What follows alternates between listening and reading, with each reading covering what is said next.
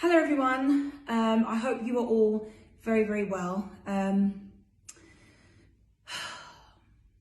Please forgive me, I'm a little bit nervous because I've wanted to do this video for a long time, and actually I've just been a bit scared to do it. I've seen a few tweets and Instagrams, I've had loads of DMs with people saying to me, speak up, what was your experience about things? And I've just been really frightened to speak my truth. So I'm going to do this video slightly different, just like the Misha B video that I done. We're going to watch her full video, and then right at the end I'm just going to give my honest opinion about it. Just bear in mind that she does say some very disturbing and quite upsetting details.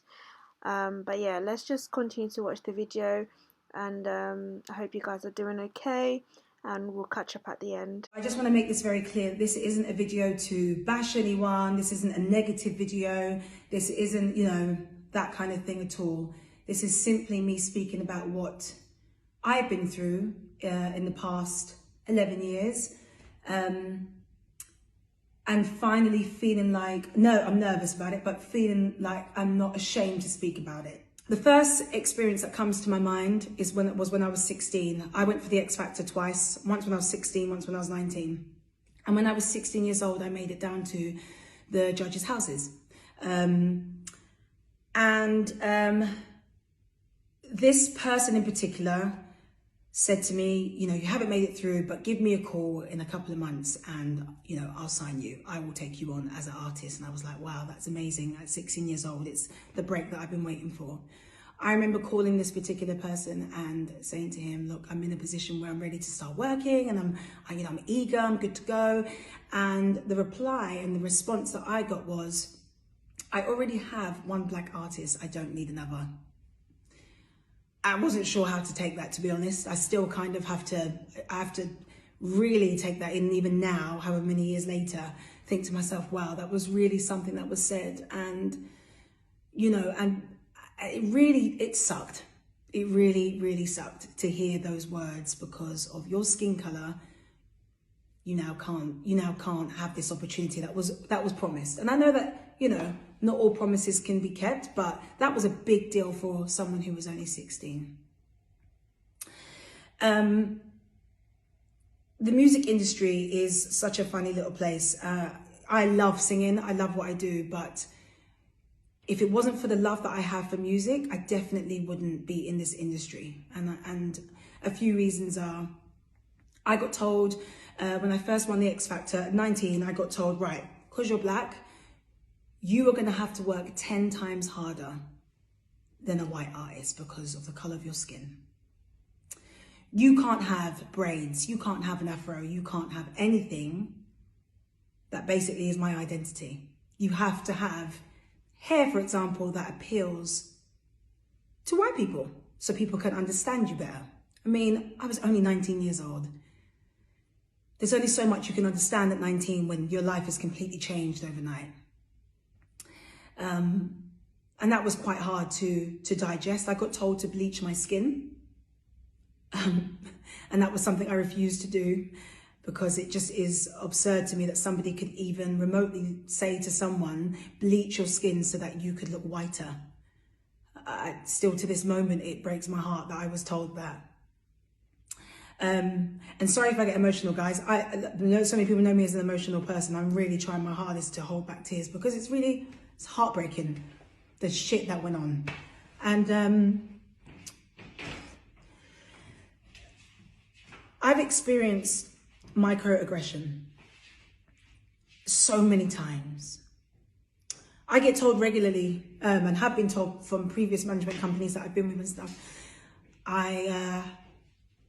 you have to smile more on your Instagram because you come across aggressive. If you don't smile, you're not relatable.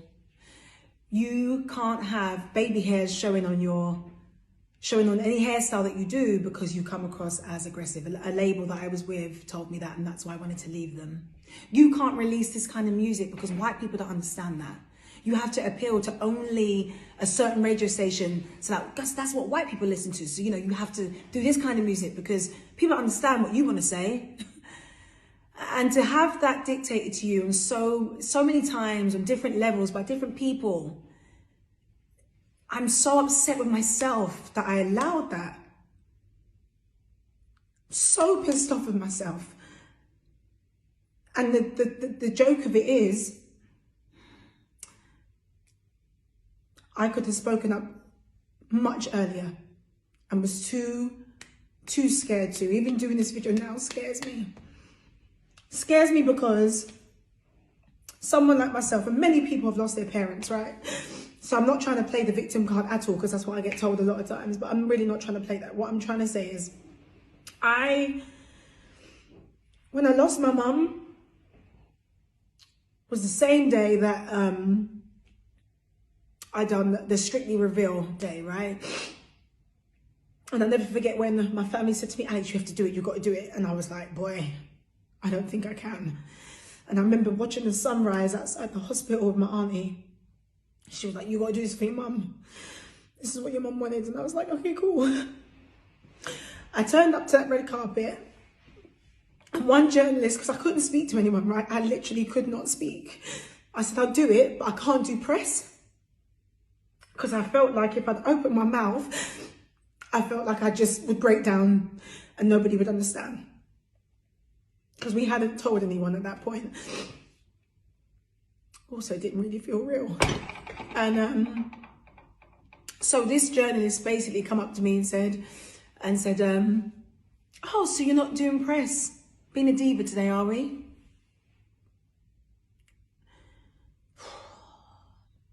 That person knows who they are. And if I could rewind time, actually, I don't know what I'd do. But to have someone say that, that was the image they had of me because of papers. Particularly one journalist in particular. This one journalist who people know who I'm talking about. I don't need to mention his name. But he has painted me out to be a complete and utter bitch. When I was on Strictly, I remember when I got injured and I was in hospital and I was so sick and I didn't want to say anything because I didn't want people to be like, oh, she's playing the victim card again. He said, oh, she's backstage. She's been backstage. She's been throwing chairs. She's been screaming at Tess, at Claudia. She's been doing this to her partner, that to her partner. And I was in hospital. And I was like, why can't anyone stick up for me? Why can't Strictly or anyone from the BBC say something and say the truth? I was told to be quiet. I was told to not say anything. So I did, and I didn't say anything. And that's one of my biggest regrets in life, because I was so scared on that show. I was so scared because if I spoke out, she's playing the victim card. If I cried, oh, look, she's playing another victim card. If I was happy, it's how can she be so happy? She's just lost her mum. She don't care about losing her mum. That's the kind of comments I was getting daily online. So many trolls. I was getting so many trolls telling me all kinds of stuff. And how I got through it, I look back and I've got no idea. I've got no idea. I don't even like thinking about that experience at all.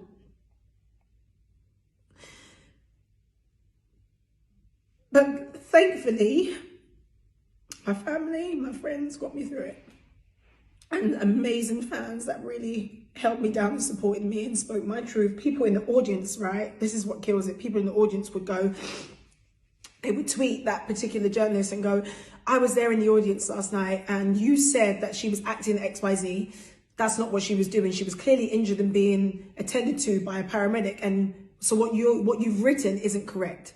And when I read that tweet, I was thinking, please, people, please see this tweet, because that's the one person that's going to help save the fact that I'm not a bitch and I'm not a diva and I'm not as bad as people may think because of what press have painted me out to be. And that's simply, I believe, it's simply because of me being a black, strong woman. I can speak out for myself because that's how I've been taught, but I would never do it in a way that offends people or hurts anyone. I do it in a way that just speaks my truth when I feel like I need to say something, or when I need to express what I think about my music or what I say in interviews. I'm such a positive person that I just want to radiate that to other people because I care. And I feel like if you're surrounded by positivity, that comes back to you tenfold. And so to have that experience it's just been horrendous. But this is the first time that I've felt like I can actually speak up about all of that, because I kept myself so quiet, and I'm angry at myself for that. But now that this movement is happening, I just feel like now is the right time to speak up and not be afraid to do it. And that's just my truth. So I wanted to share those experiences with you guys, because it's just been, you know, to be told all the time, you know, because you're a black girl, you won't really make it that far in the industry. You know, because you're black, you should have been, you know, if you were white, you'd be bigger than what you are right now. You'd sell more records, you'd be a Brit Award winner, you'd be this, you'd be that. But because you're black, that hasn't been for me. I've been told that from several labels, management companies. And it's hurtful. So anyone out there that's scared to speak the truth, speak your truth. Because that's all we've got. We've got one life. You know, I had to watch Misha B's video the other day. Broke my heart, because that girl is such a beautiful girl. And, to hear about her experience and what she went through inspired me to speak up. It inspired me completely to speak up. I just feel like people need to not see colour. Unfortunately, people really do see colour, but my mum's always raised me to never see colour. You don't see colour. Okay, so here we are. That's Alexandra Burke. She was the winner of X Factor, and this is her experience. To be honest, I think this is like the second or third time I've watched the video now, and every time I watch it, I am just so shocked by some of the things that she has shared. She definitely went in, I think probably even more that she didn't say, and I thought that I would have a lot to say about the video, but it's just one of them videos where I'm just, you know, when it just leaves you speechless. Like, it has fully left me speechless, like, wow, like they really could say such thing, like, why don't you bleach your skin? I am left speechless. But yeah, I wanted to obviously talk about that. I spoke about Misha B, so this is another black woman speaking out about the industry, and you know what, it just needs to be done. They just need to speak about it and name and shame. I was waiting to hear names, like who said that, name and shame. And I think one of the biggest fear as well is, especially in the industry, is the moment you speak out, you have that fear of, you know, losing your career. And especially when singing is your life, you know, singing is all you know, is all you want, is all you ever dreamed of. But I definitely take my hat off to these people speaking out at the risk of their career, because that is more important than just living a lie. Let me know in the comments below what your thoughts are, and don't forget to subscribe to the channel. I will see you next time. Take care. Bye bye.